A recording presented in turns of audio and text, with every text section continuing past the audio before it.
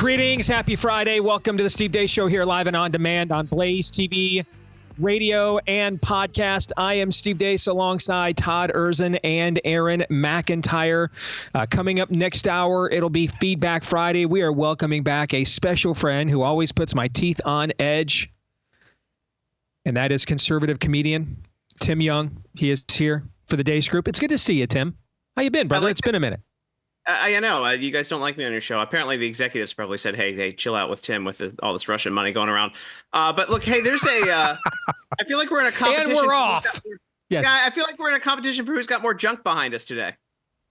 That is true. I mean, how much, set your feet, as Todd would say, between you and I, how much set your feet are in our respective dens of iniquity and idolatry, do you think? Who's going to win that, do you think? It's going to be a close race. I think you got me today, but I'm not in the right room for that. You've got an even more obnoxious room than what is behind you, brother? This is my living room. This is like just the kind of the corner, and I put a couple of things up. You're just looking. I mean, this isn't even the whiskey room. We're not even in the good stuff yet. That's the living room. Todd, your thoughts, and good morning to you, by the way. Hello, all. Aaron, how are you? Indeed. How are you, Aaron? How are you doing back there? Well, I have the least amount of junk, and it's the only junk that I need, and it's not junk at all. It's my 100% biblical worldview certified plaque. So I've got all of you beat. That was a crazy game last night with your Chiefs, brother.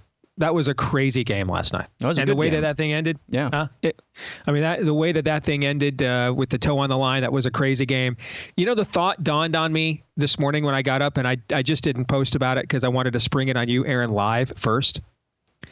Are the Kansas City Chiefs really the ultimate portrayal of American culture as it currently stands? Let me lay this out for you for just a second. All right.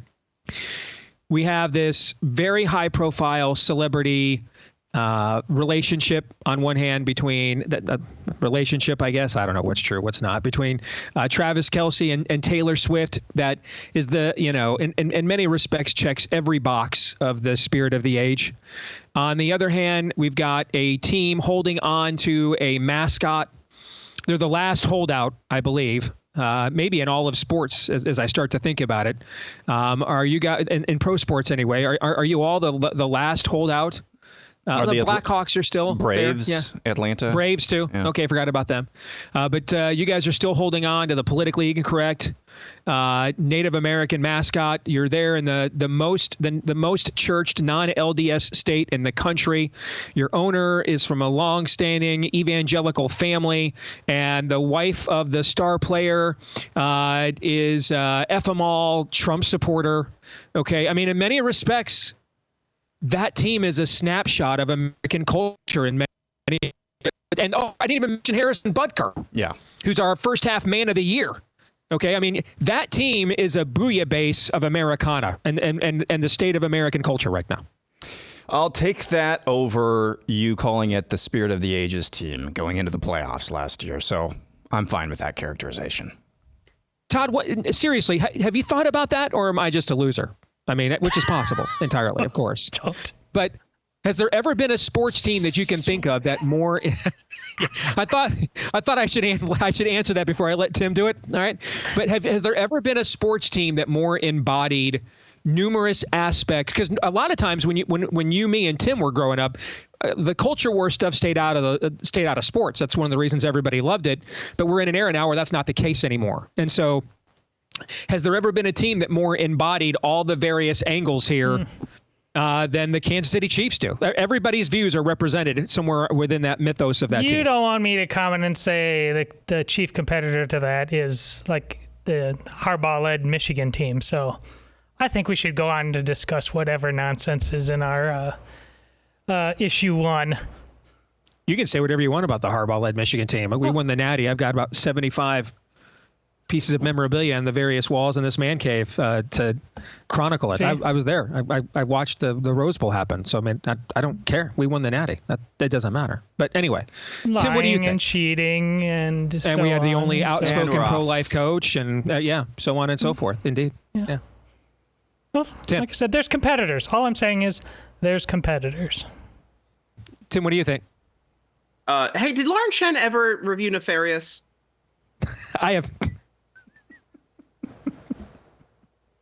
I just want to know what Putin thinks about it. Maybe we should talk about Michigan football and Harbaugh. I have no idea if she reviewed Nefarious or not. I don't know. I got sent, I think in this audience, everybody sent me, I got sent a video by everybody that ever reviewed Nefarious, because that's, our audience, that's how they roll. They back us up. They've got our back, but I don't recall seeing her name in the queue. No, I don't. But then again, I don't understand Cyrillic. So let's get to it. It's time for the Deace Group.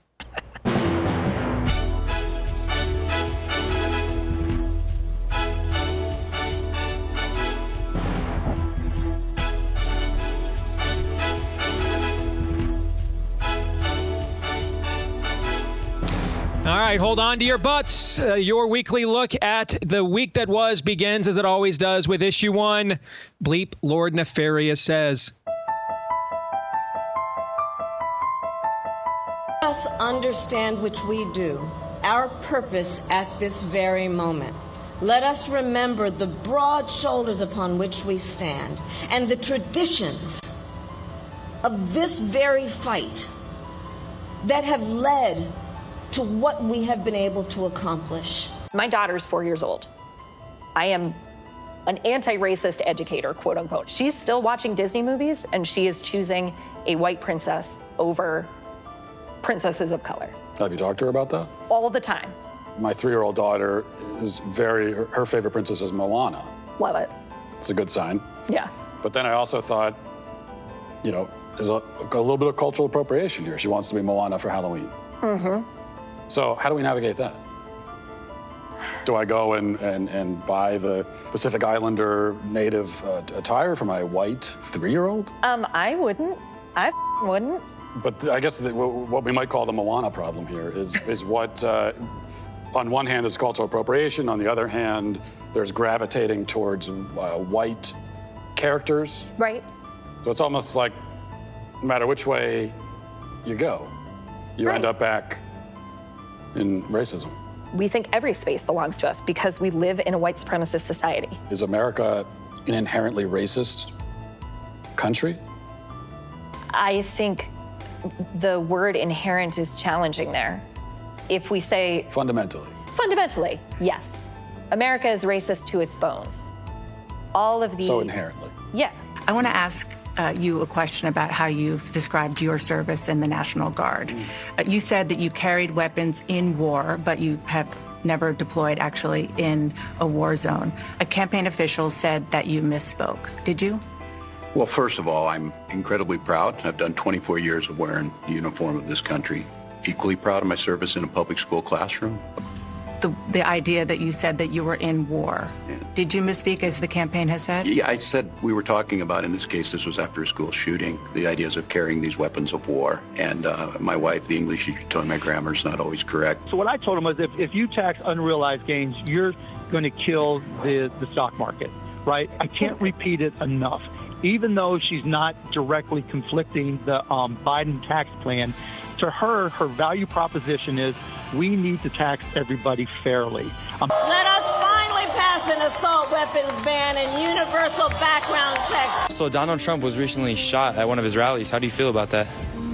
I wish he would have gotten shot in the forehead. Really? Yeah. I mean, he's basically like teaching our country like what communism is like, so. So you wish death upon someone?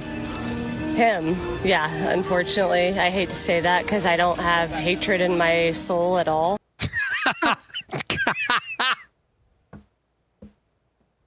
That has to be satire, right? It has to be. It absolutely has to be. Okay, because if it's not, I have great respect for Tim's ability, and I hasten to say this hesitant to say this for fear that he'll test me, for his ability to have an acerbic edge with a sense of humor. You have a hard time topping that, if that's real. All right, but Tim, we're going to let you go first since you are the guest. First question goes to you. What was the most disturbing thing you just saw, and why? Nothing. This was actually, usually I come on here and I feel like the end of the world is coming, and this was so light that nothing really stood out to me as being disturbing. Is that a problem? Have I become acclimated to how? I had a real tough time this week, actually. Real tough time with this montage this week. It's not so just America's great again. We haven't even voted yet. America's great again, just like that. Well, look, Aaron, you can't even come up with a montage. It was tough. When I come on the show, when I watch the show, I usually judge how bad things are by how bad Todd's hair is. And today it's put together. He seems organized. Look at that. He pulled out a brush today. I think we've got a calm week on our hands. Probably the last one before the election. No brush. A brush hasn't touched this head in, gosh, probably since I was 12. Since I was 12. Since I was 12. It just is, baby. It just is. Todd's like, it's just a bar of soap. I put it on top of my head and stand in the shower for 10 minutes. That's all I do. That's all I got to do right there. Yes. That's it. That's it. Oh, gosh. All right. Todd, what did you... I'm sorry. Todd, what did you think was the most disturbing thing in Aaron's montage? Do you agree with the cynical comedian that there was really nothing there that was all that disturbing by today's daily standards? By today's daily standards, probably. I think the most disturbing thing is that now, for a second time, Matt Walsh, one of the most popular conservative pundits in the nation, continues to hoodwink these damn fools like this. Yes. But yet that all the more shows, though, how pathetic it is that we keep losing to them. They're not smart. They're pathetic, terrible people. And they beat us all the time. That's the most disturbing part of that entire montage. Because look at him. He just toying with them all the time. If we were regularly people who did this out in public, stopped having excuses, it would be game over. See, that's the disconnect, and that should be deeply disturbing because we just don't have a desire to do what Matt Walsh does to these people on a regular basis. We got other things to do. We want to stay anonymous. We don't want to be called names by the likes of them. That's civilization killer stuff. I know it's going to be fun laughs. He's going to make a lot of money. We're going to go to the movies. But will we actually sustain the culture? Nah. Yeah, that's probably going to be mine as well because he was, it's a punchline. Yeah, I used that clip as the kicker in, I think, yesterday's montage, maybe the day before's montage. It's funny, haha. And he was on with Roseanne Barr on her podcast, and she asked him, well, how do you not just burst out laughing? And he said, well, it's not hard to not laugh. The problem is not screaming at them in the room. Because at the end of the day, you cannot share a country with that at all. It's not funny. To the extent that it is, we're the joke, as Todd was saying, because we keep losing to them. So that is the most disturbing part. And yeah, this is going to be a really successful movie, I think, probably in the vein of What's a Woman. But at the same time, I really hope it hammers home. I talk about this brick wall separating reality from the silver screen. I hope that brick wall gets torn down a little bit if this thing is as successful as it looks like it could be in theaters, that people go out of there saying, nope. We can't lose to that at the granular level. We can't lose to that in our schools. No. I hope it's not just a funny laugh track. Haha, they got hoodwinked again. Although there will be comedic effect, I'm sure. I just, at the end of the day, you cannot keep losing to these people and expect to have a country left over for your children and grandchildren. Aaron, I think you're born in 93, right? Yeah. So you were 11. So, Tim, Todd, and I were Gen X, so we remember it well. I am old enough to remember when the most devastating attack on a Democratic candidate since Lee Atwater finished off at the end of the Reagan era, whatever was left of the term liberal on Michael Dukakis in '88. The most devastating line of attack that I've ever seen against a Democratic presidential candidate was the Swift Boat Veterans for Truth against John Kerry. And I mean, those ads are just seared into my, cerebellum. with the veterans coming on and talking about, hey, I was in a prison camp, I was a POW, and here's John Kerry, giving testimony to Congress, basically betraying his own unit, betraying his own branch of service. They were just beyond devastating. And the response to that is Democrats tried to change the rules for outside groups running ads because they were just so annihilated by the idea that someone would run for president of the United States on what is known as stolen valor. And that was 2004. And I know that was 20 years ago, but, we had HD TV and we had, cell phones, and we were beginning to get Wi-Fi, and, we're only a year away from the iPhone. It was kind of the dawn of the era we're in now. And now we're at a time that Tim Walz is sitting there, and your hat, if Dana Bash has you, your hat. Okay. That is like Saddam Hussein being cornered by Tariq Aziz. If you're cornered in an interview with Dana Bash as a Democrat, then, UGLY, you ain't got no alibi, you ugly, hey, you ugly. You're without excuse. And the idea that there are so many other problems with this guy, the groomer stuff, the sociopathic lying about everything, which the stolen valor stuff is a part of, the kill 'em all amendments or the kill 'em all bills he did in Florida. There are so many things about this guy that are so problematic that the idea that even when questioned, he has no defense for clearly lying about his own service in the armed forces. And now we're all sitting here and we're just like, yeah, it's really not that big of a deal. Look what else is going on in the culture.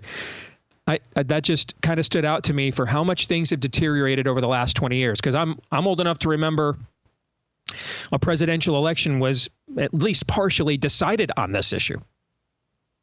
And now we're all just kind of like, we've got so many other problems with this guy. Let's just move on. We don't have time to even get into that. I think you might be understating, actually, the impact of this. It's just felt in a different way. Yeah, that was a big deal. That was a big deal 20 years ago because we actually had some semblance of a media that was pretending to do its job. And so they made it a big deal. From what I've seen, and I have a few like one-person normie focus groups, some of whom are veterans, a few of whom go out of their way to kind of bury their head in the sand when it comes to politics. They know about this story, and it pisses them off. So I think you might be understating that just a little bit. I'm not trying to go Pollyanna, but I think you might be understating that. Okay. I just like that I can lie now and blame it on my grammar. Yeah. Oh, yeah. I completely forgot about that. Yes, indeed. All right, let's get to the exit question on a scale of 1 to 10. With 1 being the odds that Hitler is in heaven, and 10 being the odds Hitler had sex with more women than Lindsey Graham has. Rank this week's level of total depravity, Tim Young. Hitler's not in heaven, but my rate is 1. That is how relaxed you thought that montage was. Oh, it was chill. I thought it was great this week. This is a nice week. Like I said, it was cathartic. Yeah. All right, Todd. That's because the fog of football season has taken over, so I'm still going to keep it as a 9. I like it. We're anesthetized. All right, Aaron. I'm Catholic. Can I use that? Touchdown! Because I don't want to answer 1, but I really thought it was not that. Yeah, because you don't want to go after your own work, right? So, give yourself how about a 3 or a 4? Okay. Good with that? Okay, fine. Yeah, I don't like that the option was like pro-Hitler. If I thought the week was great, you had to get me to be pro-Hitler. Yeah, are you a Hitler apologist now, Steve? We all decided that apparently as an industry and movement that 8 weeks before an election, we're trying to get a guy elected that the entire media conglomerate industrial complex has tried to call literally Hitler for 9 years. We just decided to bring on some obscure Twitter dude no one's ever heard of and relitigate Winston Churchill versus Adolf Hitler on our biggest platform. I don't know why we did this. I don't know what strategic thought went behind that. I have no idea what audience that was for or what purpose it served, but here we are. Indeed, here we are. Before we get to issue 2, A word about our friends over at Patriot Mobile. They have been on the vanguard of helping to build the parallel economy. And I'm just telling you, anywhere I go speak around the country, whether it is a Christian Filmmakers Conference back in June in Pigeon Forge, Tennessee, whether it's the Family Leadership Summit right here in Des Moines earlier this summer. I mean, everywhere I go, I see their representation. I mean, when we talk about them truly being on the vanguard of building the parallel economy and reinvesting back into the kingdom and back into the country, I see visible signs of it. I mean, we did the nefarious symposium at the Pigeon Forge conference in a hall that was sponsored by Patriot Mobile. So it's not just a great service. Our family uses Patriot Mobile, has enjoyed using them for the last couple of years, but it also does a service to the country as well if you make the switch today. Go to patriotmobile.com/Steve. That's patriotmobile.com/Steve. You can keep your phone, upgrade your phone, keep your number, switch your number, whatever you want to do.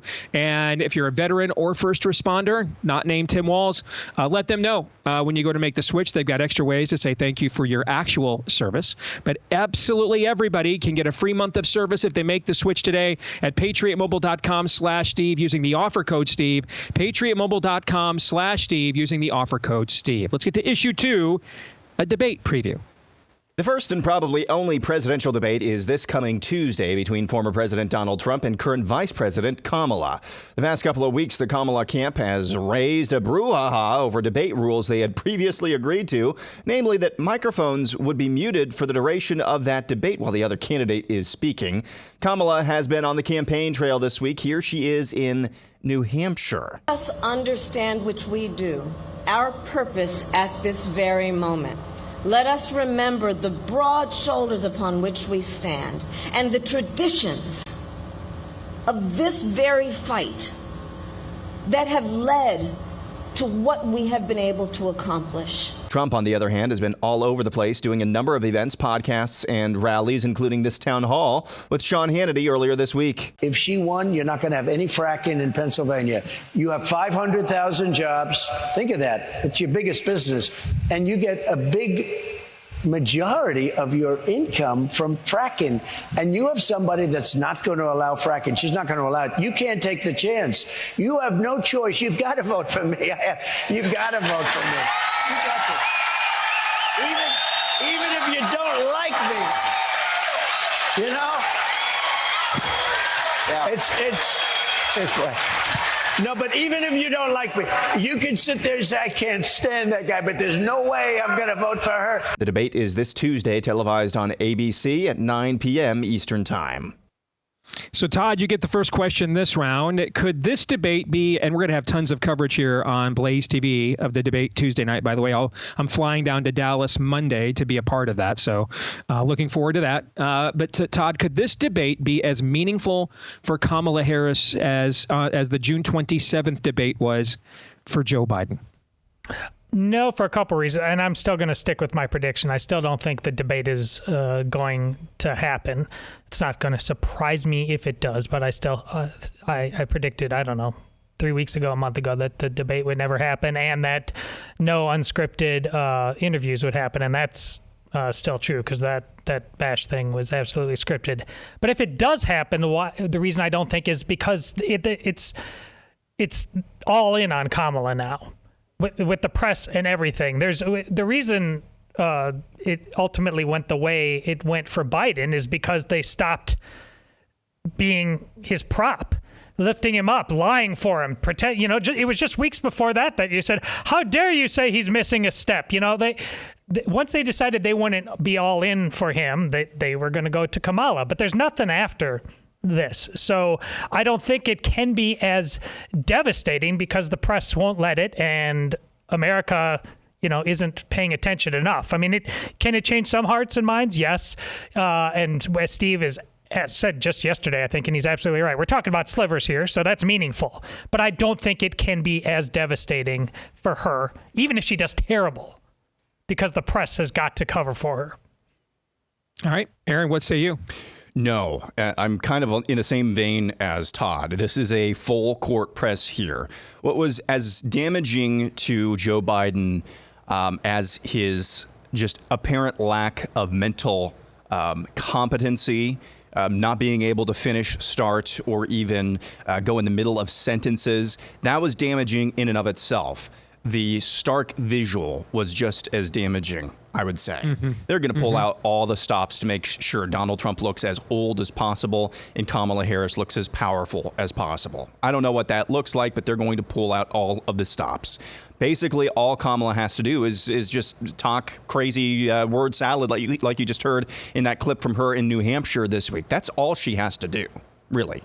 Now, that's going to rankle feathers from people who are actually paying attention, but basically all she has to do is just make sure that she doesn't provide a clear mental lapse. She just has to do word salad, and that's going to be the only bar she has to clear. So this is not going to be as even high of a bar as Joe Biden had. Tim, what do you think? Oh boy! Number one, I was in Todd's. I was in the same mindset as Todd that this wasn't going to happen up until the other day. I think they're going to cover for Kamala. I think everyone else is going to cover for Kamala. I'm not sure. Is George Stephanopoulos one of the moderators? Who's moderating this? I'm sure he is. I'll double check on that. Yeah, he's the biggest name ABC News has. I'd be stunned if he's not one of the moderators. Yeah, if he's moderating, then he's obviously going to side for her and try to bias it towards her. They're not going to get the clip of her talking over Trump or calling him a racist while he's talking or whatever. But they are going to get the clips out of this that they need. But I think overall, other than Stephanopoulos, I feel like I'm selling out here, but I actually trust the ABC News production team on this one because I know some of them. And I mean, they're going to try to make her look good after the fact, and everyone's going to dance around, and all the excuses are going to be made. And if it's Stephanopoulos moderating, then he's going to try to cover for her and obviously attack Trump. I just looked this up. It's actually going to be according to ABC News, it's actually going to be David Muir and Lindsay Davis moderating. David Muir has been one of the best as far as mainstream media goes. He's been one of the least biased. He's been doing all of their specials that have been hitting record numbers, and I actually hate to tell you this, guys, I trust him. I wonder if the Trump lawsuit is why they've refused numerous requests Kamala has made to amend the rules over there. I wonder if Trump suing them maybe has caused them to at least give the impression that this is all on the up and up because there's a pre-existing legal issue between Trump and ABC News, perhaps. I agree that per scale that it cannot be as impactful as June 27th because the timing, now we are in the era of ballots being printed. Voting is going to begin in several crucial states next week. And so we are at the point now where the die is cast. They're stuck with her till November the 5th, regardless of what happens here. So in terms of one-to-one scaling, no. I mean, nothing as impactful as replacing your candidate in the middle of the campaign can occur here. But per capita, if we prorate it, I do think it could be as impactful because we are dealing with slivers of demographics here. And I mean, we're dealing with we're dealing with slim margins of subset of demographics, like not even Hispanic voters. We're really talking about non-college educated Hispanic men. Right? We're not even talking about white males. We're really talking about how many white males with a bachelor's degree vote and how many white males without a college degree at all vote. We're dealing with, to use a football term I know Todd will love, we're dealing with sub-packages here. We're not even dealing with your normal top-line demographics. That's how tight the margins are in this thing right now. And so because of that, I think when you prorate it, this could be as impactful, especially if it is, as Aaron said, the only time we see these two together on the stage. That brings me to the exit question. Predict what you think will be the big story coming out. We've got about a minute. Tim, go. I think that Kamala held her own and was a girl boss. The story from the mainstream media will be that she is the winner because she showed that she's presidential, even though it doesn't matter what she said. Indeed, I do think the narrative will include something involving girl boss no matter what happens. I agree with that. Todd? That was going to be my exact answer. Tim and I agree wholeheartedly. You're going to see all of the headlines about Biden post that debate about Donald Trump. You're going to have Alzheimer's experts out there. They're going to gaslight the hell. Well, I predicted this, that MSNBC would bring the exact same Alzheimer's expert that they used to condemn Biden in June. They'd bring that exact same guy back in September and October to do that to Trump. The exact same thing. All right, we'll come back on issue 3. Let's discuss what conversations. Let's have a broader conversation about broader conversations that should or should not happen on the right. Next.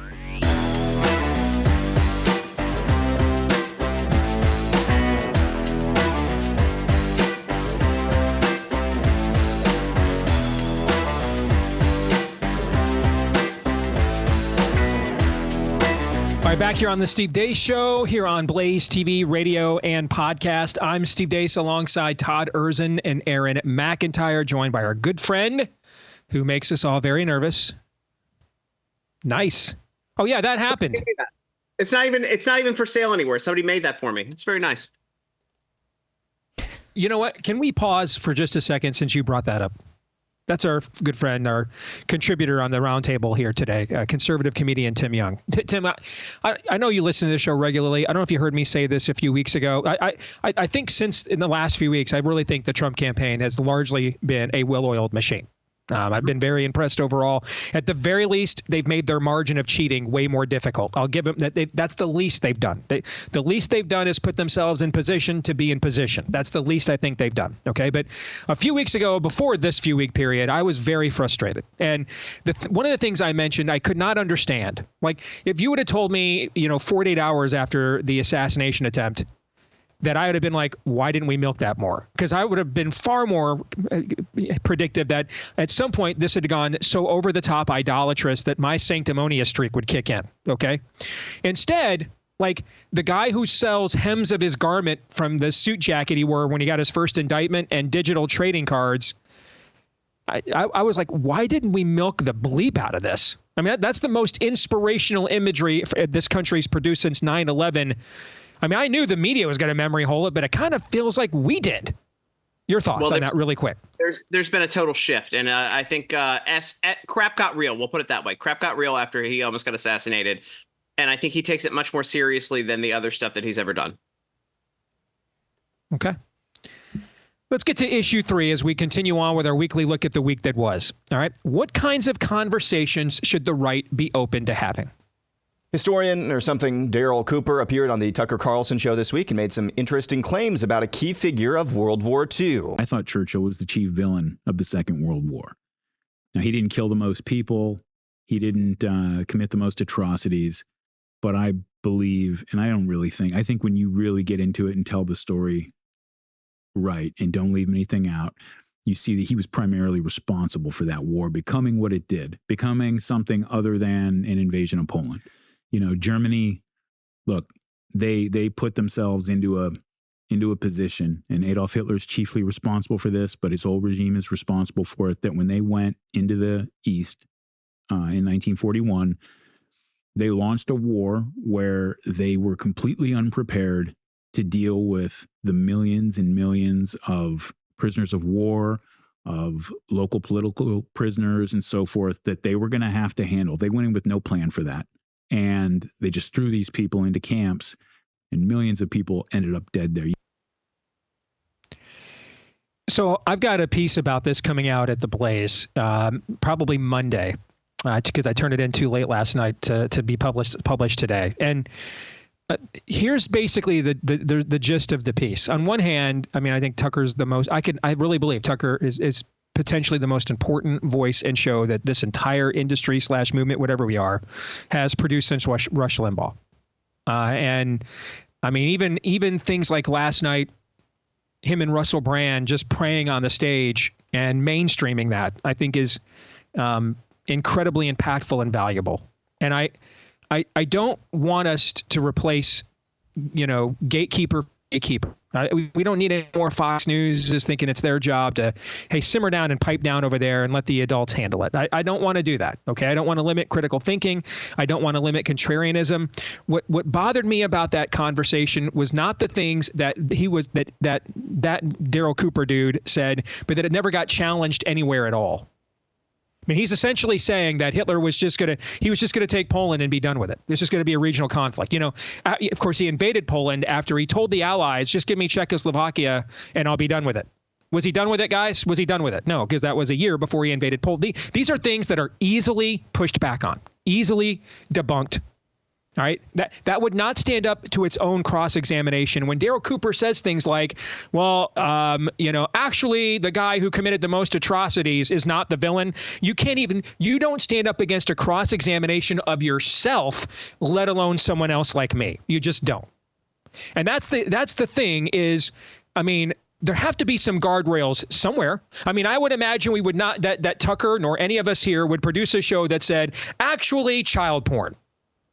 Actually, minor attracted persons maybe is a thing. We wouldn't do that. At least I don't think we would.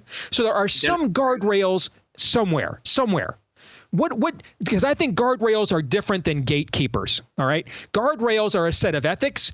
Gatekeeper are self-anointed busybodies. OK, so what's the line here and what we should be willing to entertain on the right? And so, Tim, since you are outside of our own echo chamber here on this show, I want you to start. Go ahead. And I told the head of a TV network recently to go F himself. Listen, the DOJ did not leak a report the other day. They didn't leak an indictment. They had a press release with it where Russia is giving millions upon millions of dollars to our grifters on the right who were very, very happy and susceptible enough to take the money. Now, we'll see how far and how deep and how much they knew about it. But if somebody gave me $100,000 or offered me $100,000 or more a show to go on and scream about Ukraine, I might throw a red flag. I might ask a couple of questions. And I think we're seeing more. Because more... maybe I'm not worth that kind of money and nobody is, basically. Is that what you're saying?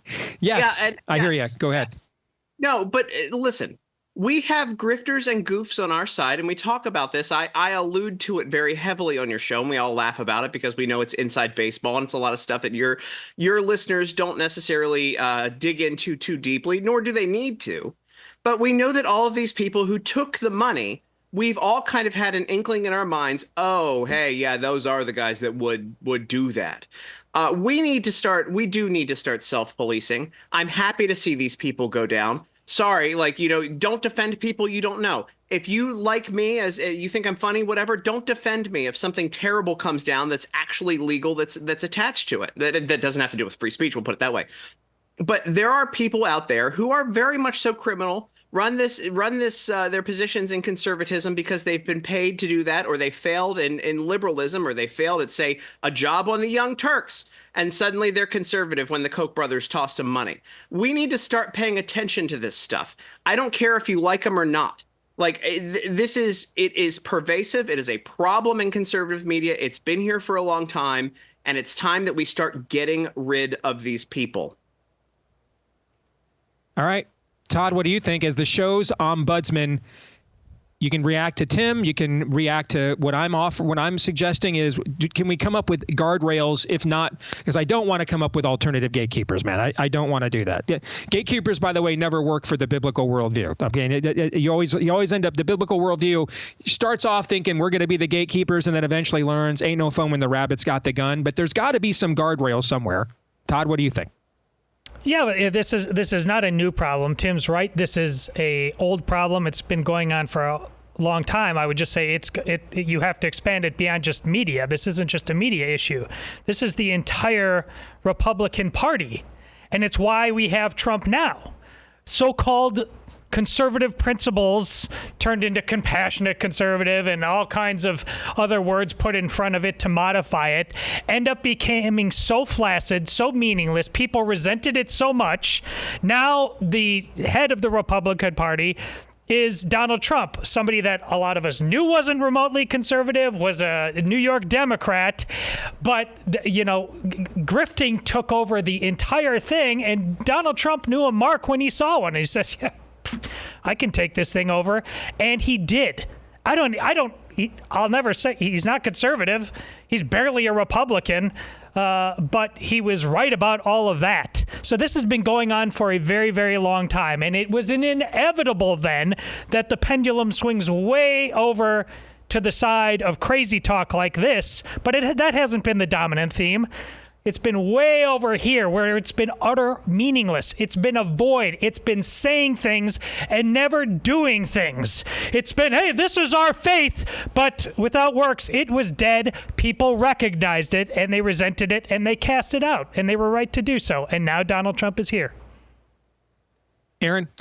So the stated ethics, the guardrails that you need to have. I don't have a problem with actually asking questions. Like, bring on this Daryl Cooper guy, but then bring on a World War II historian. Once this blows up in Tucker Carlson's face, bring him on to refute it. And if he can't, he can't. But it should be pretty easy to refute some of the things from what I've seen, like historical misrepresentations or inaccuracies. I've seen a couple of those with this guy. You can go to some weird places, but I think 2020 and the aftermath of 2020 has absolutely broken a lot of people's brains, and it's understandable.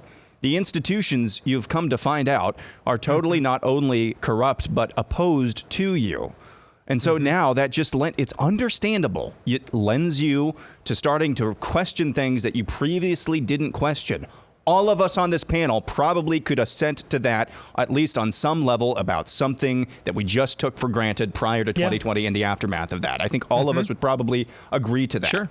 However, there are certain things that are just simple that I think once you cross that, I understand. I've done this myself. I'm like, where along the lines did we start losing our ever-loving minds? Where did we do that? Could we solve the Rubik's Cube? And if we could solve the Rubik's Cube of when we started to lose our minds, maybe we could start to unwind this thing.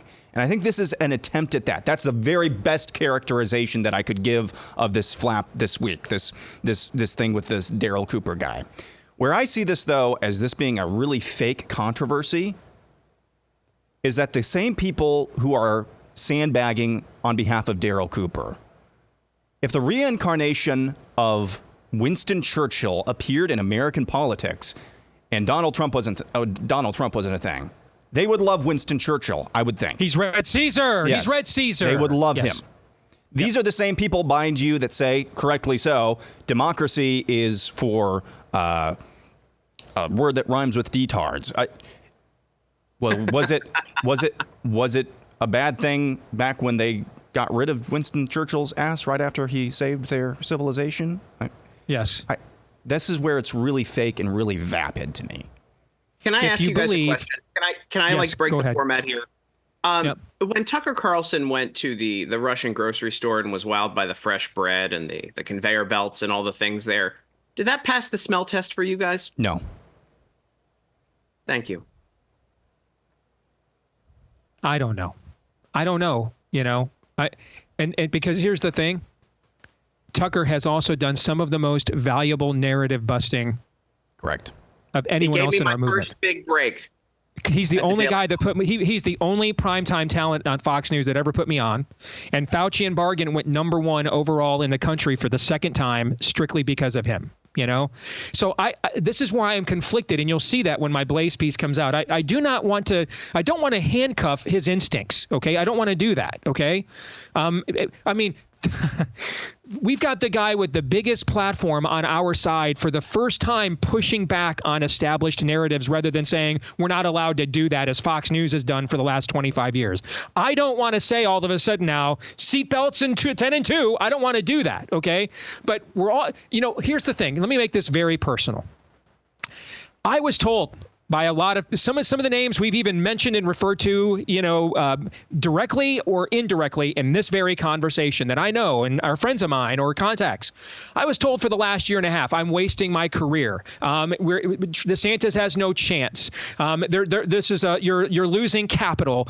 You could have had influence with Trump. This is the most important election ever. We have to win. We can't afford this. This entire primary is a waste of time. DeSantis is a good guy. Cannot win. He shouldn't have run. We need to unite behind Trump. We cannot afford to lose. I heard this in my private ecosystem all of last year and well into the beginning of this year by some of the same people that now want to say, in the midst of this election coming down to nut cutting time, let's retcon Hitler and hand the talking point that maybe our guy really is literally Hitler to the other side, and let's go ahead and take grift from Russia so that we can give Joe and Minka the morning show that tell us to reset the narrative that the entire right is bought by the Russians.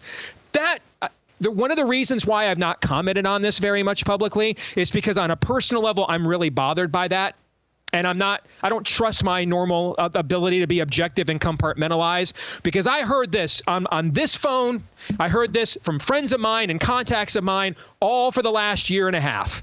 And some of those exact same people are now like, I think we should give Hitler a fresh new look. It's fall time for Hitler. Okay, we need to do that in front of. Is this the most important effing election ever or not? Is it or not? Because I kind of think it is. And I was the DeSantis stan here.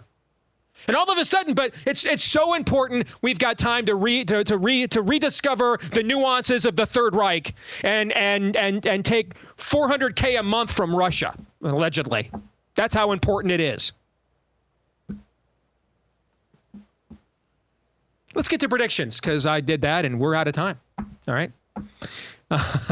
You know what? Actually, instead of predictions, I want to do this. I want to do the kicker topic. Which topic do you think the right has ignored for too long that it now needs to be open to exploring? Todd. Being above lawfare. Specifically, it applies to education and the media. People need to pay. There needs to be prosecutions. Preach. They are guilty. I completely agree. Completely agree. There must be mutually assured destruction now. All right. Without that, we're going to see more of our people go to prison until their people start doing it. I completely agree. There has to be mutually assured destruction. Put the groomers in jail. Put them in jail. I completely agree. 100% agree. Tim. I agree with Todd. I'm going to make the prediction, though, here instead, Steve. I'm taking over. I think 4 years from now, I think it's going to be you and me are going to be two of the only last standing survivors from the conservative media of today. I mean that, and I think we're going to be on top of it. Man, I hope that's not the case, because it means we lost a lot of people. Okay, is that utopia or dystopia? I can't tell. We should. I can't either, but we should lose a lot of people. Dude, I tell you all the time on the phone, I'm one of those people that calls you up. You got Des Moines in your blood, man. Like, you guys think everybody's good. I'm everybody's bad. I know. Everybody's bad. Aaron? In the era of digital media, we need to stop whatever the instinct is, and it is a very capitalistic instinct on the part of the right-wing donor class, which the donor class is more left-wing than we would like it on our side, but we need to stop the inclination towards I always need a return on investment. We need people to absolutely bankroll digital media projects and not expect anything in return. This is the left does this ad nauseum and has for over a decade. The donor class has to change. I completely agree. I mean, that is the number one disadvantage in our own ecosystem we have, is people like Soros who put up huge money for content that there's no ROI on because it drives his agenda. We lack those kinds of people on the right. Tim, we got to go, brother. We're out of time. Thank you for joining us as always. All right. Thanks for having me. You bet. We'll come back. It'll be Feedback Friday here when we do. Stay tuned.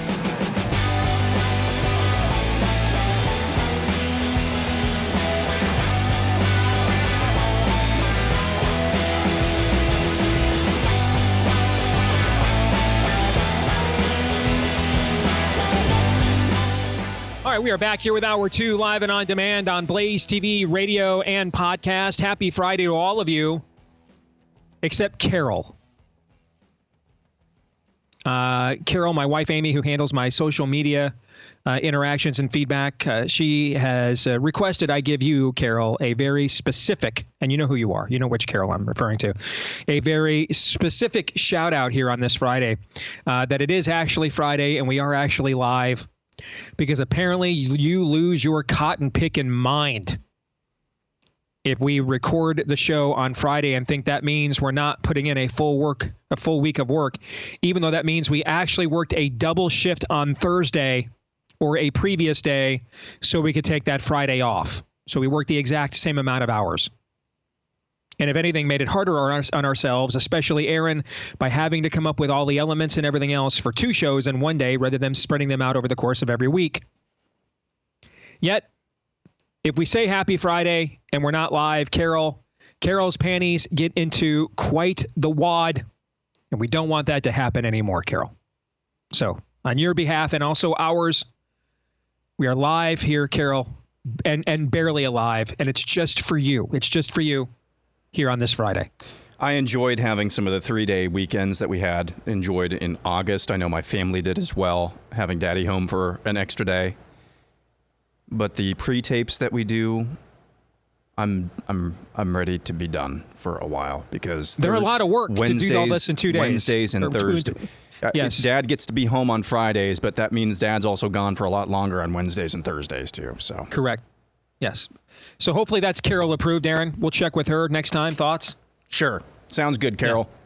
Yeah. All right. So, Carol, it's all for you, Carol. It's all for you. You can let us know what you think about what we think via the stevedeace.com inbox. You can email us, steve@stevedeace.com, DEACE. Like us on Facebook, MeWe, and Gab. You can follow me at Steve Deace Show on Getter, Instagram, X, and TikTok. You can also, if you listen to the podcast version, please, if you wouldn't mind, leave us a 5-star review. We appreciate each and every one of you that has done that. You can also hit subscribe, or if you're tuned in on iTunes these days, hit follow, and that'll make sure that you can get one of our new episodes every single time right there in your podcast feed. So thank you for that. Thank you as well to our friends over at America's Christian Credit Union. Remember back in the day when the local banks used to uphold the community's values and help build the community as well. Well, today, many of these banks are global conglomerates that oppose much of what we stand for. In fact, you'll often see they're the main sponsors of the Pride Decadent Debauchery festivals every single month, or every single summer, I should say, for a month. And that's why you want to look at America's Christian Credit Union. Now, I know what you're thinking. Hey, man, I'd love to take part in the parallel economy, but I mean, right now the current economy means I don't have the discretionary income I used to have. Did you know, though, that ACCU has been around for 65 years?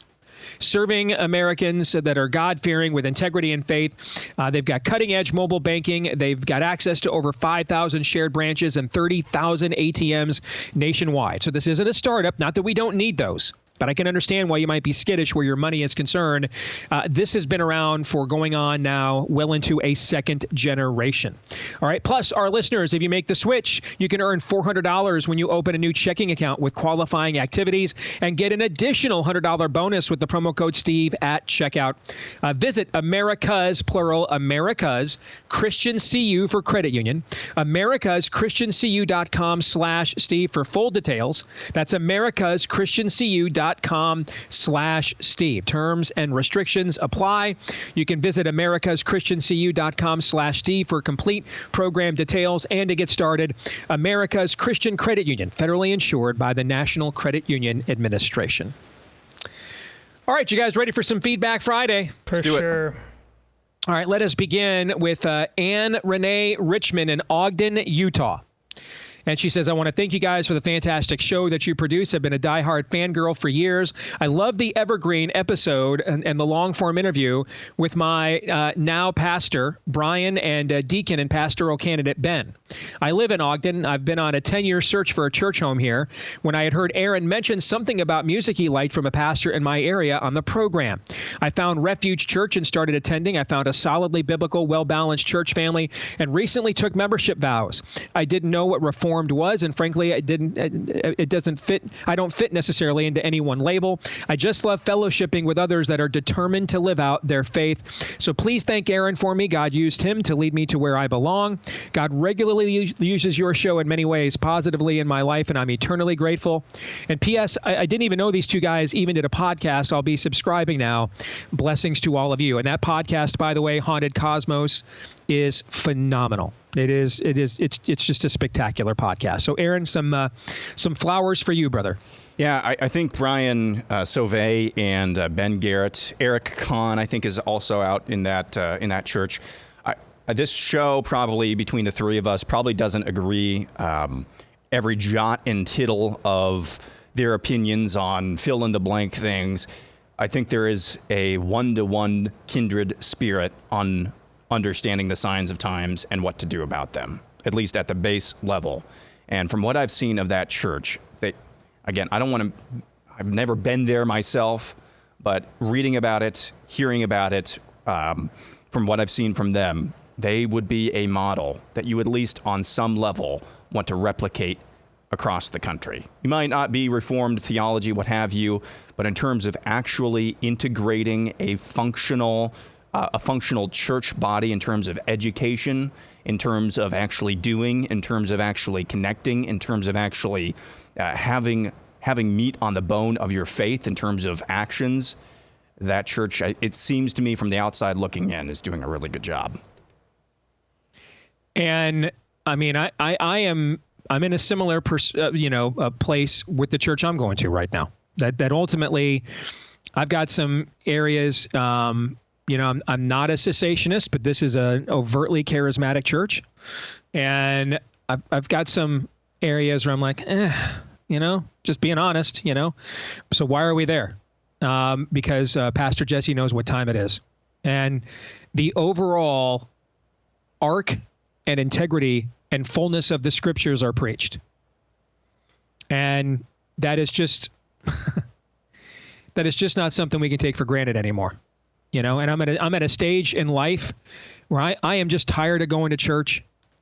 I'm tired of fighting the culture and the spirit of the age all week and going to a church, and I just walk out of there and I just hope the pastor doesn't give a sermon where he just, kneecaps me, let alone expecting it to actually be supportive of my efforts, let alone actually expecting it to be encouraging of other people to take part in these efforts and to get off the sidelines and get involved.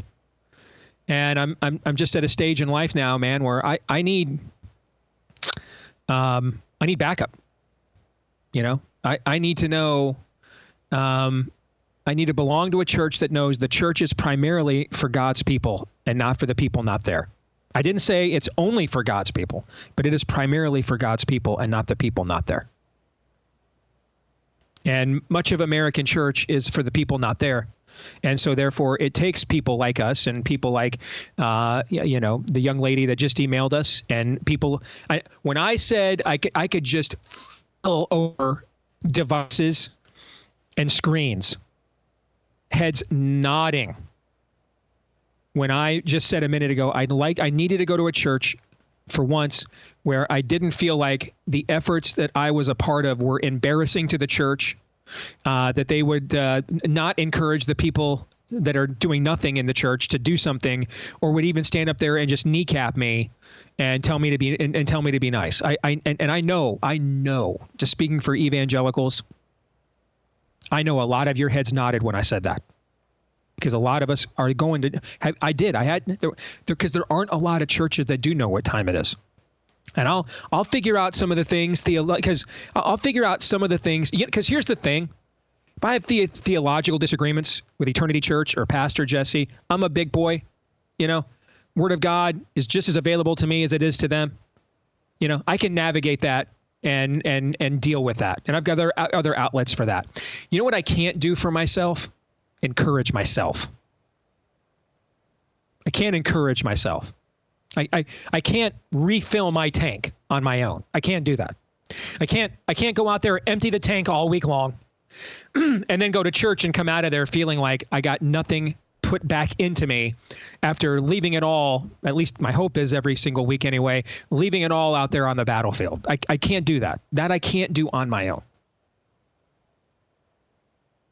And I need backup, man. I need support. We all do. Especially as it gets to be more and more negative world. Is that kind of what you were touching on there, Aaron? A little bit? Exactly.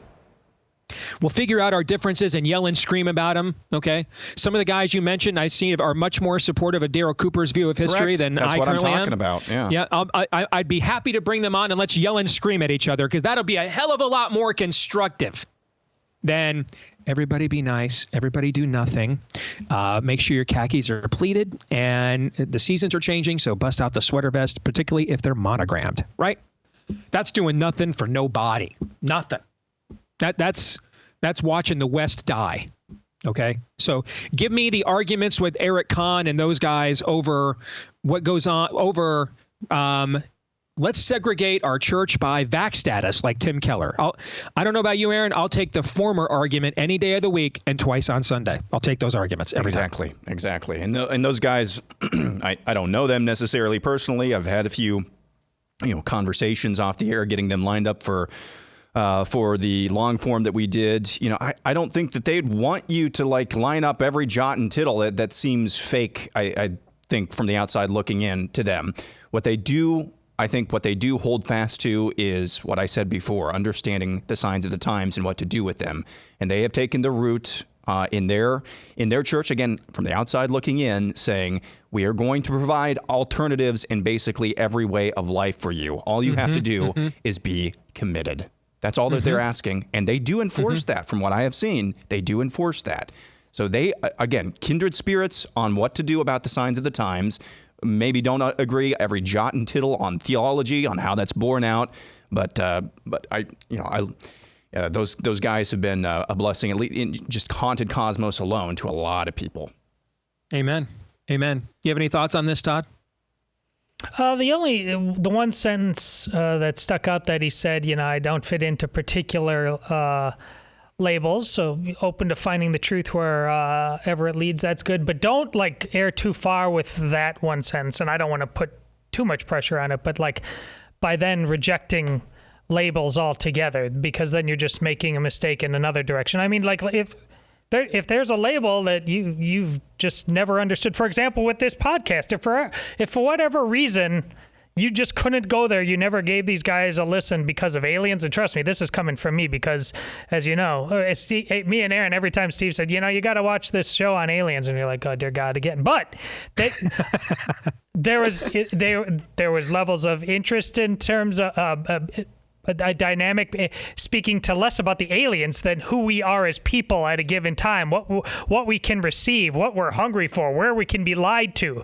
So don't go. There's a lot of people that posture themselves in their search for faith about I reject labels. Don't play that mind game with yourself, because that can become just as big as an idol as anything else. What if that label is the truth and always has been?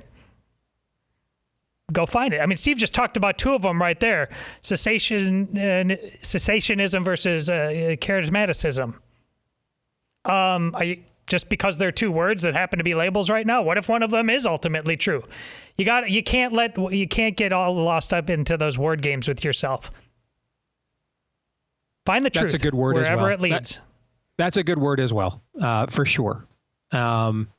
The only reason that I don't entertain a lot of labels when we talk theology on this show is because I have found, not that I'm uncomfortable with them, I have found that too often people use them as a means by which to just either accept or shut you down without contemplating the fullness of why you would bear that label. That's always why I ask you guys, ask me a specific theological question first, okay? And I'll give you the best answer that I can where I stand. And if I'm wrong, by all means, come now, let us reason together and be good Bereans and open up the scriptures and let's roll, But my concern is not necessarily that I'm not comfortable with them myself. I think people get too often, in my position, get too comfortable with dismissing or accepting what I have to say on the basis of whether I line up with that label or not. It's the idiocracy thing. Why come you don't got a tattoo?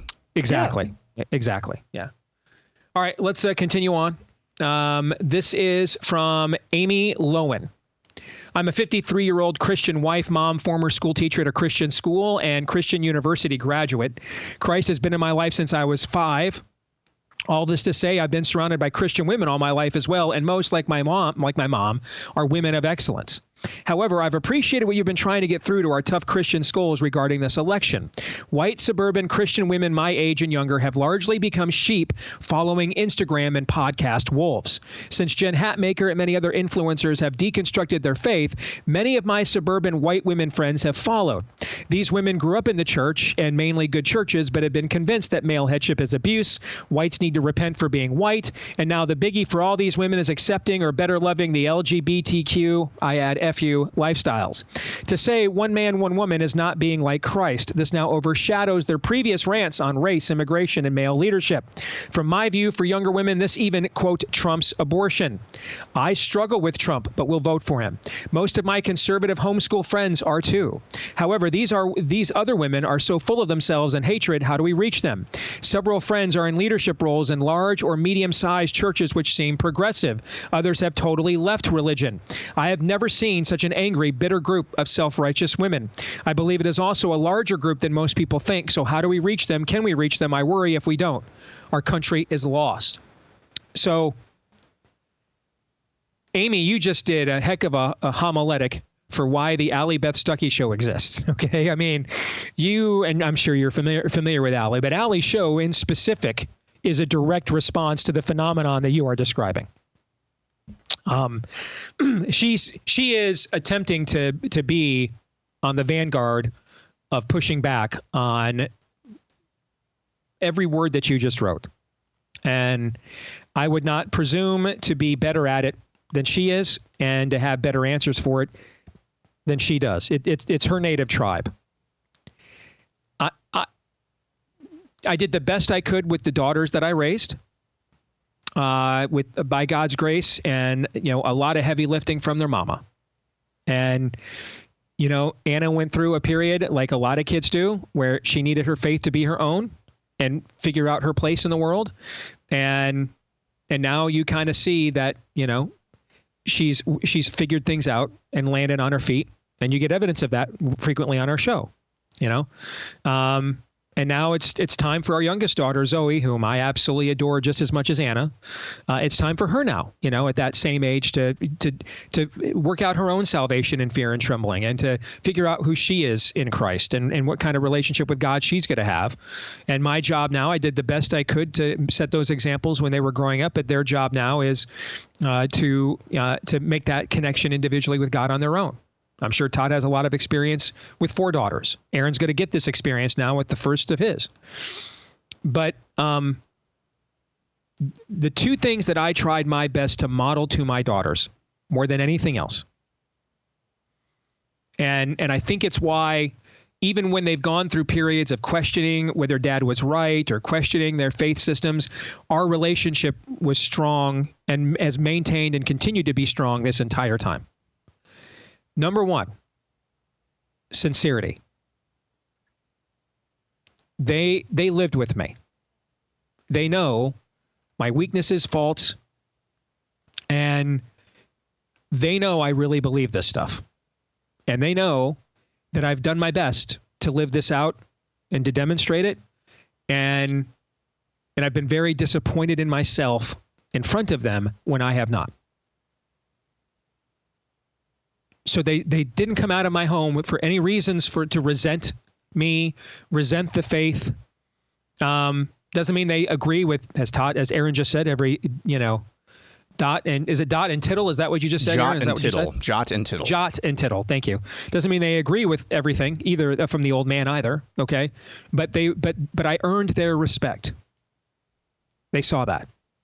Number 2, they saw me put them and their mom ahead of myself as often as I possibly could. So they witnessed actual masculinity. They saw me do things and do things at times I didn't want to do, but I did them for them because I love them more than I love myself and what I want to do. Now, beyond that, when we're dealing with women in their 30s, 40s, and 50s, I honestly don't know, which is why I've taken the opposite approach. I'm trying to reach the men in their 30s, 40s, and 50s, because I actually believe that the rise of the women that you are describing is because of the decline of the men.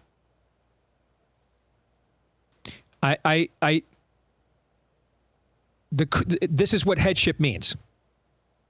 It's not authority, it's responsibility. And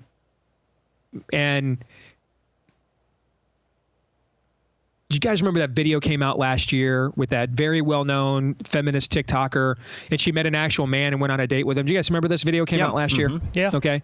And it just rocked her world, man. He paid for everything, was a total gentleman. He was in total control. Okay. While at the same time being gracious and courteous to her. And I mean, you could just see the look on her face, like, man, she was starstruck. She ran into an actual dude. Okay. There are very few women who, when they're 14, 15, 16, 17, and they start pondering what kind of man they want to marry, and that think, I really hope I get the guy who wears socks with sandals year round and knows what a jort is and cut off mom jeans. Very few women do that. Very few. Very few. They all start off wanting a man, an actual one. And then eventually they either give up or they thought they ran into a real man and he crushed and disappointed them.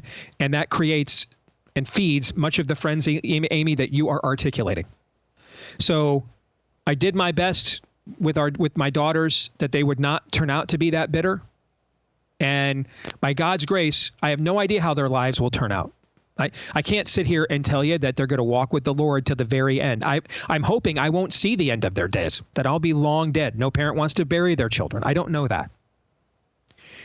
What I can confidently tell you is that I did enough right, despite numerous mistakes, including nearly divorcing their mom, that I did enough right that they respect their daddy.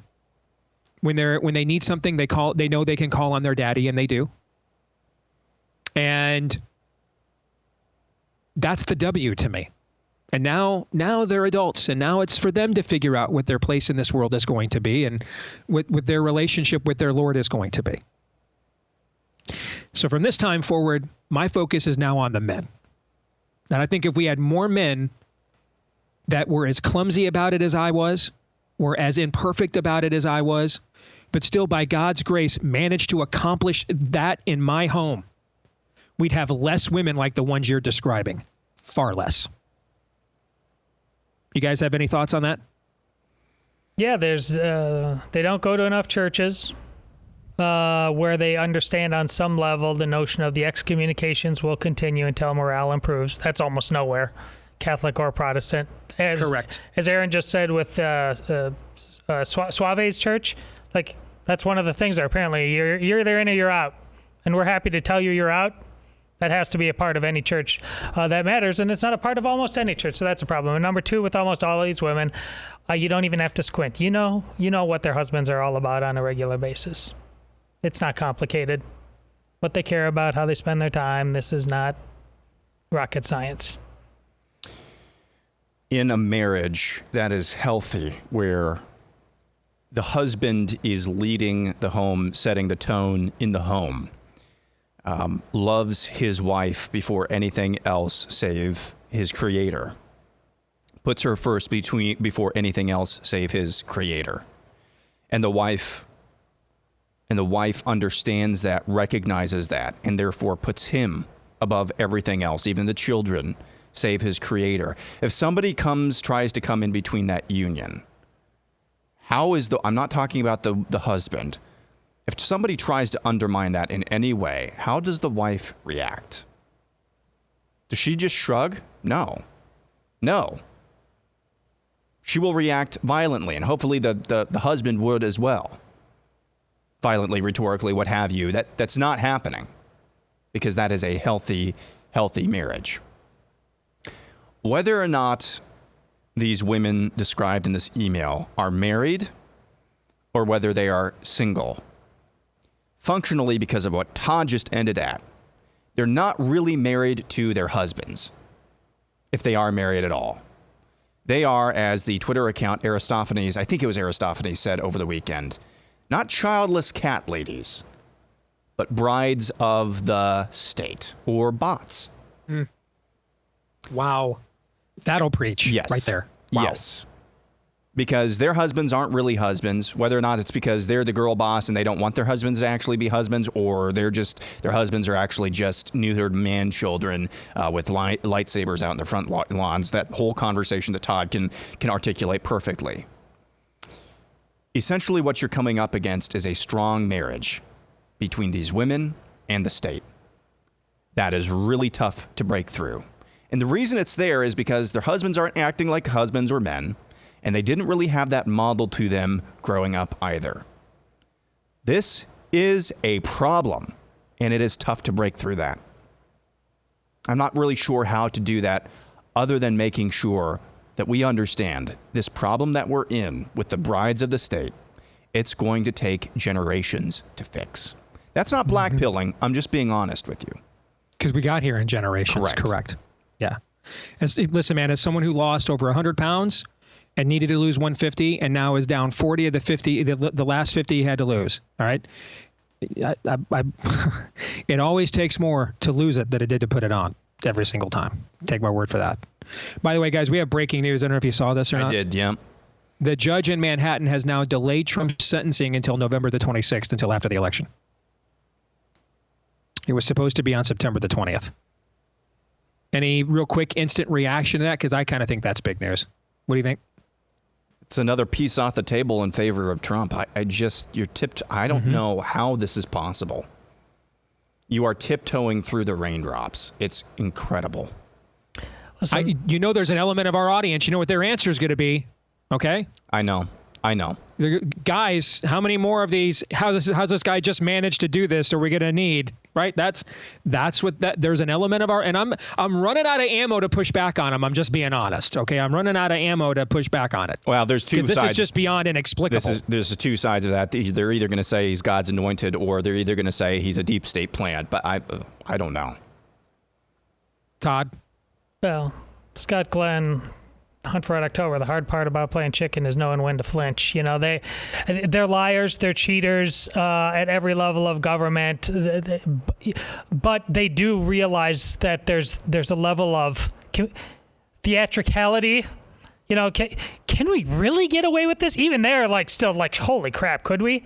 And this is probably one of those. I mean, right before the election, is America that anesthetized? So I think that's probably most of it. They think they can get away with a lot. At this point, they didn't think they could. And let's face it, I know they moved it, Steve, but you probably know the particulars just based on instinct. But is this a done deal?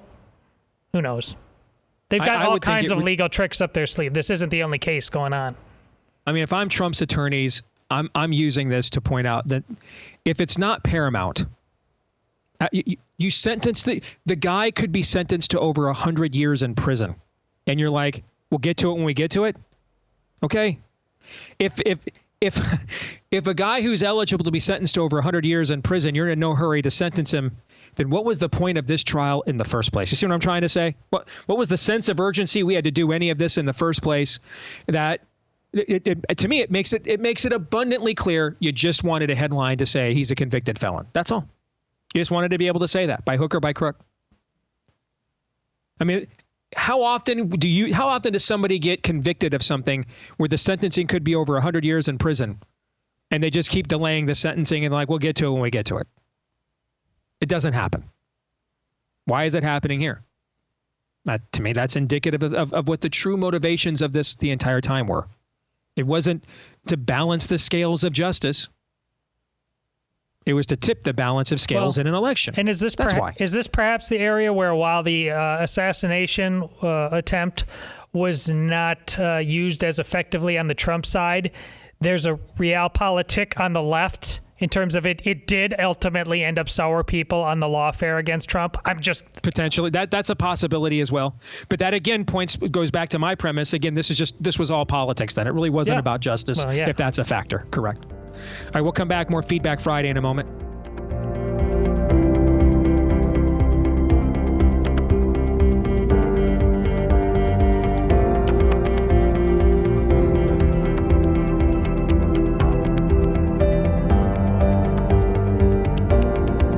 Well, speaking about that email, we were just discussing about how to reach older millennial to Gen X young women. That's goes right to the heart of this new event that our colleague Ali Stuckey is having in Dallas on September the 28th. It's called the Share the Arrows event. It's a day dedicated to equipping women with the clarity and courage to navigate today's world with conviction and grace.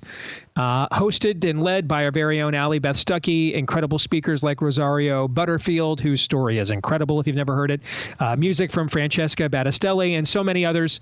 It's brought to you by the generous support of Carly Jean Los Angeles. That's a brand that aligns with our values of truth and faith. You can help all the God-fearing women in your life experience powerful teaching, encouraging fellowship, and inspiring worship by attending this amazing event. Go to sharethearrows.com today. That's the website, sharethearrows.com. There are numerous different packages there you can customize, all the way up to premium access if you want. That's sharethearrows.com. You can go there today, sharethearrows.com. Can I say something really quick? Of course. I think I was at least partially wrong on my analysis about Trump. I mean, we were doing it in real time, and I was thinking about it afterwards. To me now, the more I think about it, I think this tells me that the Democrats are a lot more convinced than certainly me that they think they're going to lose. Yeah. And they're not going to, and they got as far as they could with the lawfare. The assassination attempt happened. That's where I think I was right, and it's neutered some of it. And wasting this, now maybe it is just one judge who says this is crazy, we can't do this beforehand. But okay, fine, if it is, that's fine. But if it's the system, which it almost always is, the system isn't going to waste this. Put this out there and then let the people vote and anoint him anyways. They're going to wait till he's elected, and then they're going to use it afterwards to hammer his entire presidency. I think that's what's most likely is happening. I could see that. I could see that scenario for sure. But all of the scenarios are all beginning from the premise that this wasn't a legitimate legal action or criminal concern. This, again, was not about tipping the scales, balancing the scales of justice. It was about tipping the scales in an election all the way from the very beginning. Yes. That's pretty obvious now. Okay. And now, I know what you guys are saying watching this and listening to this. Well, duh, you guys are just now getting it. No, we said this all along. But now it indicates that they're confirming this now, even to the normie Gen Pop now. All right. And what do you think it means? You know, I asked our colleague Steve Baker about this the other day. If I had told you guys a year ago that J6 would be brought up like not at all by Democrats, like almost this entire campaign and at their convention, right, we wouldn't even contemplated that. We would not have even, made that. If I even said, guys, odds Democrats never bring up J6 at their convention or during the campaign, you guys would have looked at me and said, I thought you were off crack. We would not have even considered that possibility. And yet here we are. That's been their political narrative for 3 years. It's been that.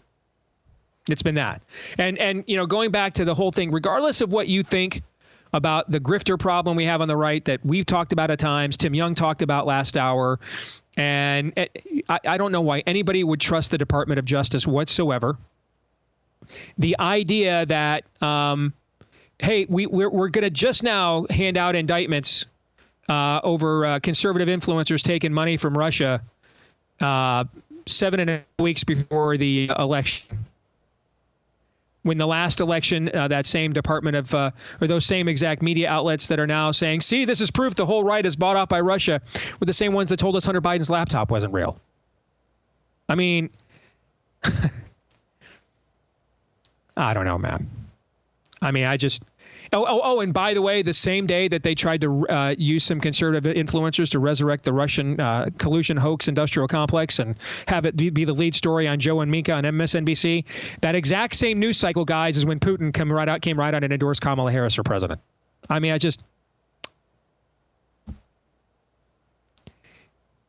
this actually does tie into the Daryl Cooper Tucker thing.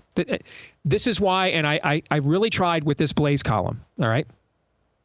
I do not want to have people that I think are gravely mistaken and self-refuting levels of erroneous banned agency or platforms. I don't want that. Okay? I don't want that. There is a segment of you in this audience that wants me to take on the referee shirt and grab the whistle and just start calling fouls on conservative media.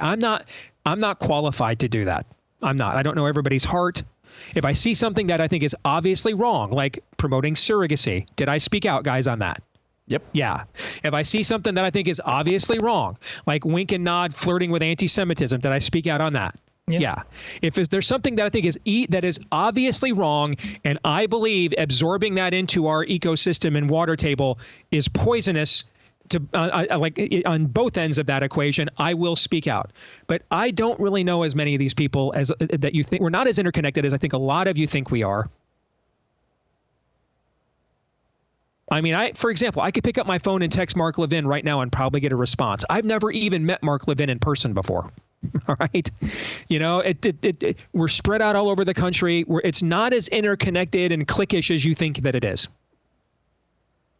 So I'm not qualified for that. And I think doing it gets in the way, makes me extremely self-righteous more than I already have to fight the frankly, and gets in the way of my overall mission here. You know, when I started doing this, I didn't think I was going to have to do this much cleanup on aisle 9. I thought I was just going to be mobilizing our people, the silent majority. I got into this. Well, we don't have a silent majority. Well, the church leaders are really bad. Okay, so I'm doing way more rear guard action than I thought I was going to do when I started doing this on June 12th, 2006. Way more. And every time I have to do a rear guard action, it's a distraction. And that's why I'm so upset about the timing of this interview and the whole thing. Well, did they take money from Russia or not? This is where now we're feeding narratives that we have been trying to stop them from bestowing on us. So is this the most important election ever or not? It can't be that important if we've got time to retcon Churchill and Hitler. Can't be that important. That accomplished zero. There was nothing positive that came out of that whatsoever. Nothing. Literally nothing. Nothing positive happened. Nothing. But on the other hand, I like the fact we're willing to entertain contrarians.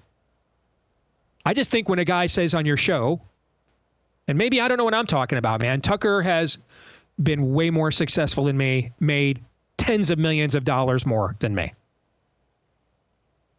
Someone told me that before they gave him Bill O'Reilly's show, Tucker was making $400,000 a year as a weekend host on Fox.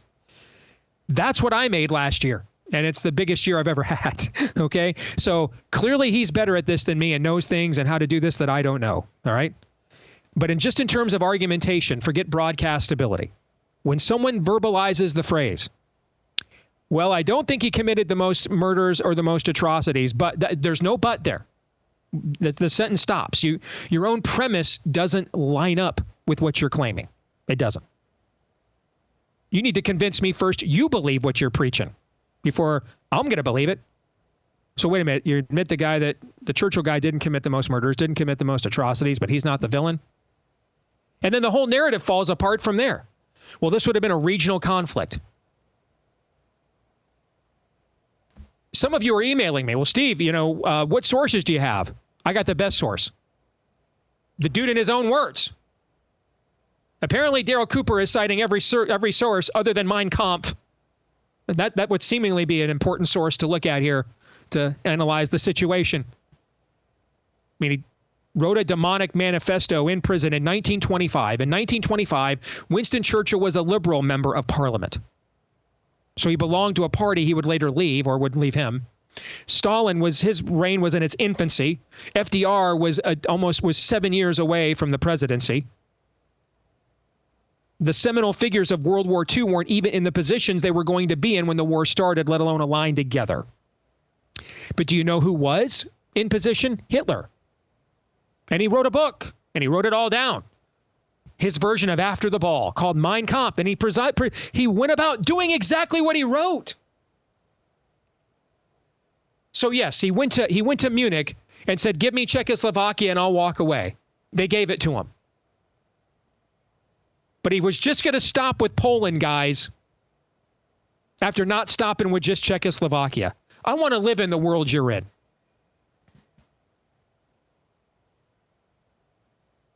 And what I find fascinating is the people claiming, and some of you are my friends, and some of you I like. Some of you I just hosted for Evergreens on this show. But explain to me how you know what time it is, but you thought Hitler was just going to stay there in Warsaw.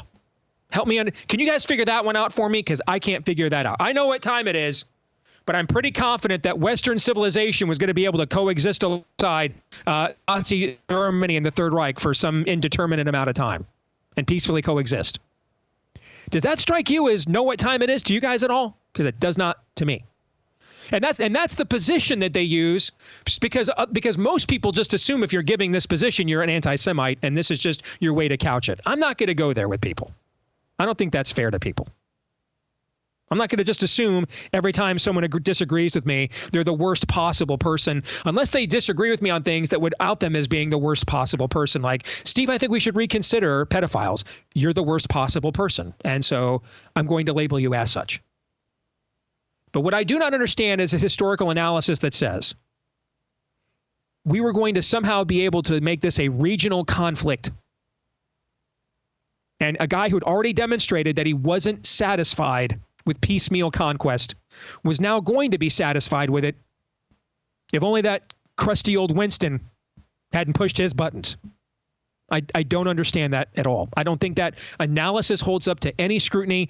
And yesterday, something that didn't go highlighted very often, because frankly, a lot of people like Tucker and want to get on his show and are afraid of speaking out and saying anything about it. I don't care. All right. I like Tucker too. I don't care if I ever get back on his show again. I do care that and he deserves all the success he's had because he has challenged narratives. He's taken the risk. He got absolutely railroaded at Fox News. But what Cooper is surmising is so out of bounds. You know, Victor Davis Hanson's a name most of us didn't know until Tucker platformed him on Fox News. This little-known Hoover Institute, Stanford historian. Like many of you, that's how I first heard about Victor Davis Hanson. A lot of people missed this yesterday because it's not going to probably help you get booked on Tucker to point it out. But I did, because I don't care.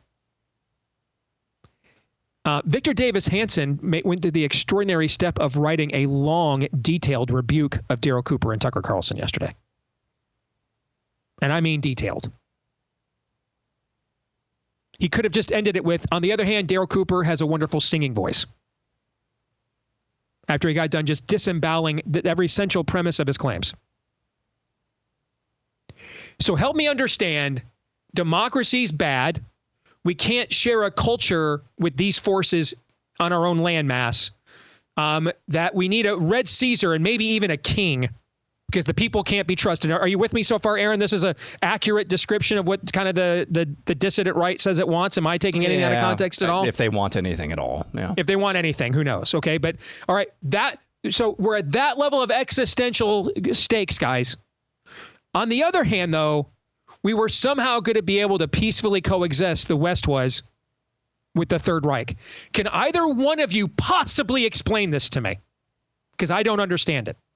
I have no idea how that math works, which is why you've got friends of ours like Josh Hammer and Jordan Schachtel, who are Jews, out there. They can't figure it out intellectually either. And so if you're Jewish and you hear this talk, what conclusion are you probably drawing? What do you think? This is all just camouflage for anti-Semitism, right? Because you can't intellectually do the math. How do you possibly understand that we're sitting here in our own country and we're struggling to live with California? We're struggling to live with California, but the West was going to live somehow with a contained Third Reich. Bottom line, does that make any sense to you guys at all, how you could possibly come to that analysis? No.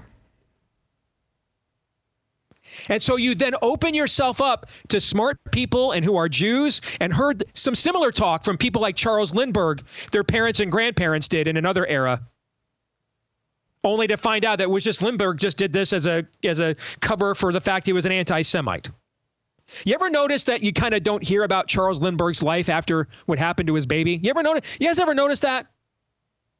He was maybe the most famous man in America for a minute. Then there's a tragedy with one of his children, and then he falls off a map, and you don't know what he did for the rest of his life. You ever notice that? Well, that's because, there's a heel turn there that a lot of people want to. We kind of have memory hold because he's such a proud figure of Americana. But the dude went flaming anti-Semite. Literally did events all over the country on behalf of the Nazis. That's why. Everybody's like, well, let's forget that third act because the first two acts are pretty heroic. We're just going to sweep that one out of the rug and move on, okay? And so I can understand why some of my Jewish friends are like, that are smart, and like, I cannot intellectually come up with how it is possible you think that Hitler was going to be just contained. It makes no sense. If you read what Hitler wrote, you listen to what Hitler actually said, you watch what Hitler actually did, it makes zero sense. Zero. It doesn't stand up to any level of scrutiny at all. It just doesn't. And so that's where you get guys like Jordan Schachtel and Josh Hammer all over X right now, calling other friends of mine and other people I respect anti-Semites.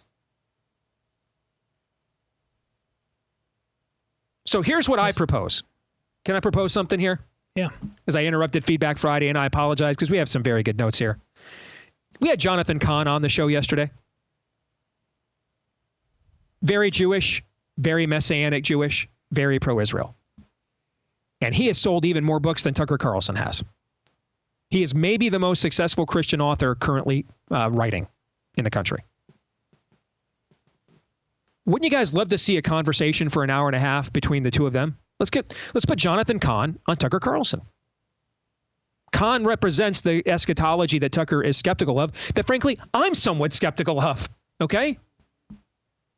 But let's prove that that we're not just asking questions isn't a cover, that we really want to just blow open every Overton window that's held the right back and kept the regime in place, and I'm all for that. Well then, do you think the regime likes Jonathan Cahn, Messianic Jew who believes in spiritual warfare and loves Israel? Think the regime likes that guy? What do you guys think? Think Jonathan Cahn is a friend of the regime? Right? No. So he's clearly a dissident. Let's put him on Tucker. And let's listen to him and Tucker go back and forth for an hour. I would watch that too. Wouldn't you guys watch that? I'd be fascinated to see that. Yeah. Well, didn't Tucker just have like a thing with Rusty Rockets yesterday too? I think he's open to a lot of this stuff. The problem is what so-called church edgelords did with this thing afterwards. That's a real problem. We're going to stick around and do Feedback Friday. Or we just did Feedback. No. We're going to stick around and do Overtime for our subscribers. For the rest of you, enjoy the rest of your Friday. We'll see you Monday, Romans 8:28.